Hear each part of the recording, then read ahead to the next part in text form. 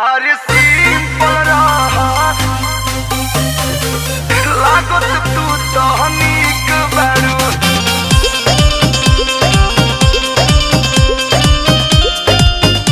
अरे सिंपल रहा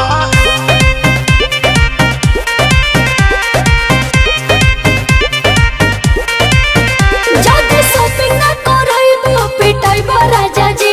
रात भूखे पेट सुनलो पिटाइबो राजा जी। भूखे सुतैबू सुनी का जाके शॉपिंग ना करइबो पिटाइबो राजा जी। रात भूखे पेट सुनलो पिटाइबो राजा जी। कुछ मांगे नी तो कहेला कि ढीठ बाड़ो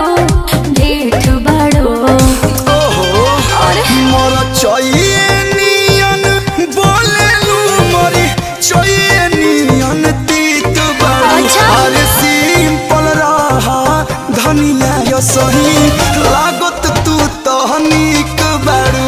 अरे सिंपल रहा भौजी हमार असही लागत नीक बारू।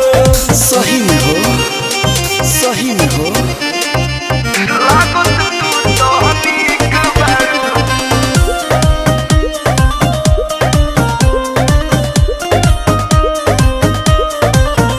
अरे सिंपल रहा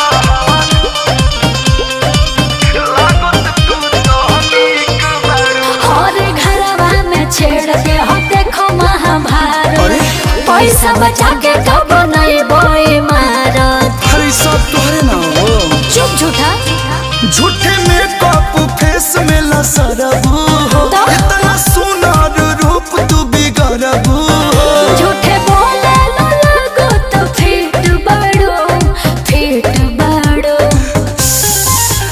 मरी चाहिए नियन बोलेलू मरी चाहिए नियन तीत बारू।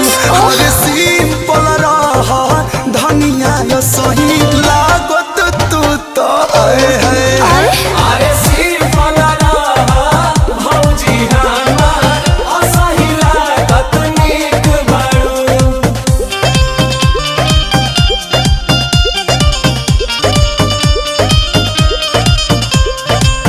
लागत तू तो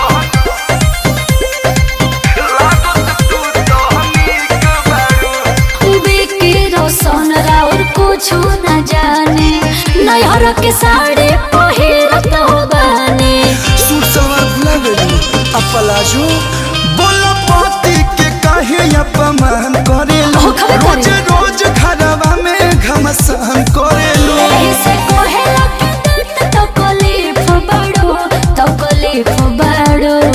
ओहो मरी चाहिए नियन बोलेलू मरी चाहिए नियन कित बारू। हर सिंपल रहा धनिया